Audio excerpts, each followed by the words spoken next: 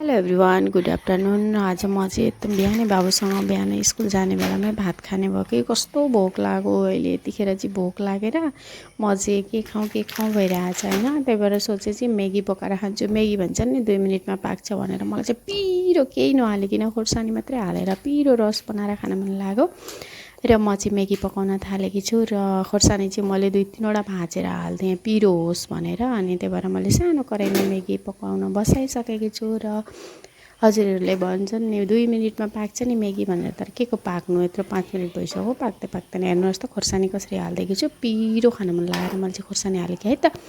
हजुरहरूलाई पनि खान मन लाग्छ भने आउनु होला र म हजुरहरूको लागि पनि बनाउने छु, खुवाउने छु। मलाई चाहिँ अहिले चाहिँ म कसैलाई खुवाउने छु नि, अहिले चाहिँ मलाई एकदम भोक लागेको छ, म आफै खानेछु है त।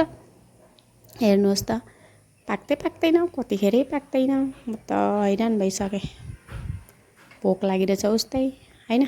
अब चाहिँ पाको भन्दा हुन्छ।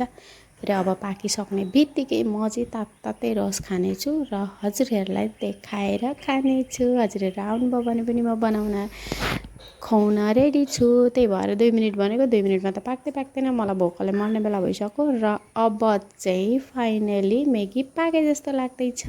र अब म म्यागी खनाउँछु बटुकामा।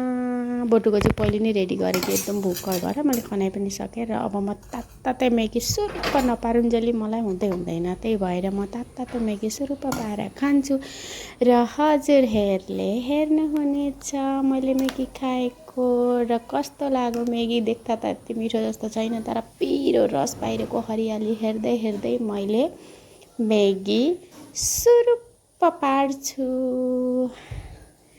अब आजको चाहिँ ब्लग मेरो यतिमै समाप्त हुनेछ र ब्लग हेरिदिनु होला सबै। र धन्यवाद छ, मेरो फर्स्ट टाइम यसरी बनाउँदैछु।